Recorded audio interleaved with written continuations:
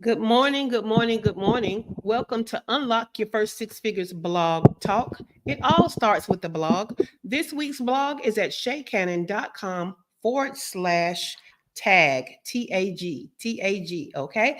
Because we're talking about email marketing segmentation for small business this week. And I am your host, Shay Cannon. I'm an award-winning fractional chief operating officer with an exclusive clientele of 6 and 7-figure CEOs. However, I have a mission. That mission includes you, small business owners and entrepreneurs who are spinning their wheels and struggling to get to their first six figures in business. I want to show you how to make the money and create time freedom. That's make the money and create time freedom. My freedom looks like living and working my business from anywhere in the world. I started this journey in Belize. I lived in Mexico for 3 years. I was in Buenos Aires, Argentina for a year and a half before coming back to my favorite little beach town of Playa del Carmen, Mexico. And I usually call this segment a little business value with a view because I'm on the rooftop with the pool behind me and all of the city. And then I show you around and give you a little Caribbean sea. But today, my grandmother is here and I'm watching out for her. So I'm staying in studio. Okay. But let's get to the value, even though your view may be gone. I'll give you your view back tomorrow. Okay. So, email marketing segmentation for small businesses.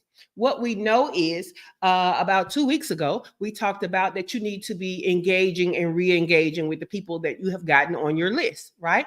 And then last week, we talked about you have to be able to keep up with their engagement so that you can score them for are they a good lead? Are they ready to buy? Do they need more nurturing? That type of thing, right? Well, this week we're talking about segmentation because that's going to be what helps you to know are they a good lead? How many segmentations are they a part of, right? How many actions have they taken and how do we keep up with them? Segmentation.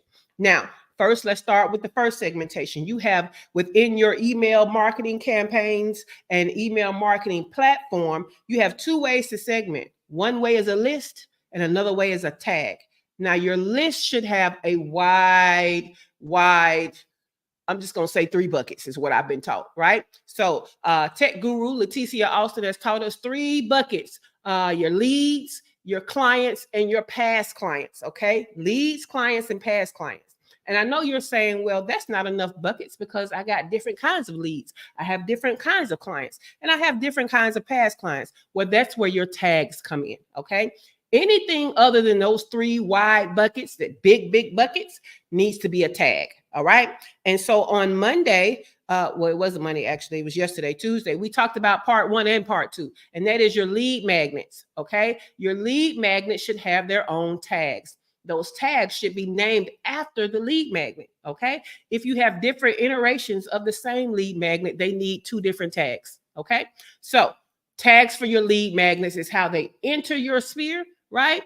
And they are put into the list bucket, onto the leads bucket, but they're given a tag on how they became a lead for you. All right. So that's what we talked about as part 1. Part 2 was about behaviors. This is a big one.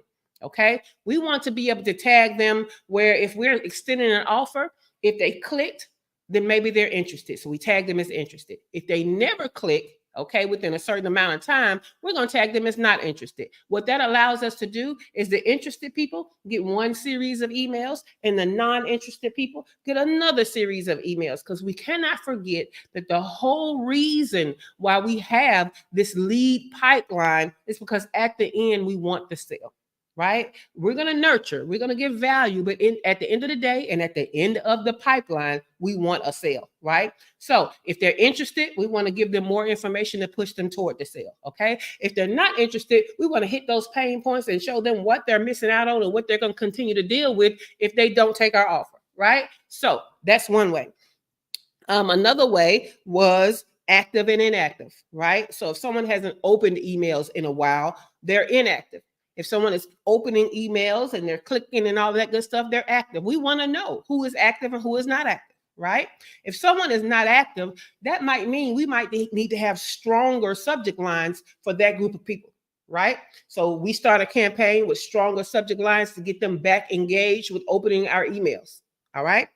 Another one was this type of interest versus that type of interest, right? And so we talked about the fact that, if you have two segmentations of ideal client, it could be one that wants to feel good and one that wants to look good. Well, we want to know which is which. So we put something out there. Now we can tag the look good people and we can tag the feel good people. So we talked about that yesterday, and I kind of went too much into it today. But today, let's talk about attendance. Attendance, okay? A great show of interest is whether or not someone signed up for a virtual event, but then we want to know whether or not they attended the event, right? So you can at least know, did they click on the link at the time that they needed to, or did they never click on the link? Because if they never clicked on the link, there's no way they could have attended, right? If they clicked on the link, they could have attended. So we want to know that. Because signing up is a behavior that could get them tagged as action over a non-action, right? Attended over non-attended attendance, but their actual attendance should be tagged as attendance, okay, rather than non-attendance. Attendance at multiple virtual events or events should be a sign of a high value lead, okay? Someone attending your things over and over again, they're ready for a conversation. They're ready for what you have to offer. So now you know to have that conversation. So they're toward the end of the lead pipeline, and they're ripe for the pickings of paying for whatever your offer is. And so we talked about, again, your lead magnet, starting it off with tags. And then we talked about the different behaviors that can garner different tags. Today, we talked about the specific behavior of attending an event of some sort and how that is a high quality lead, and how you need to know, are they always attending your stuff? Because that's a higher quality lead, right? So stay with us. We got one more day, one more segment to talk about. But right now, I want you to join us for the morning show. If you're not in our group, you need to be. It's at shaycannon.info/group. Join us. We're about to go deeper in this conversation of attendance tags, and you need to be there. Our group is for entrepreneurs and small business owners who are spinning their wheels, right? And struggling to get to their first six figures. That's what our group is for, right? I'm always giving information. Monthly, we have free trainings. We have a movie club. We have all kinds of things going on, all geared towards helping you get to your first six figures. Our community is free. No reason why you're not in it. shaycannon.info/group. Our members that enjoy the information, the community, the collaborations, and the value that's helping them grow their business, they say it's better than some paid groups that they are in. So you need to join us. shaycannon.info/group. All right. See you in the morning show. If not, I'll see you tomorrow. Have a great day.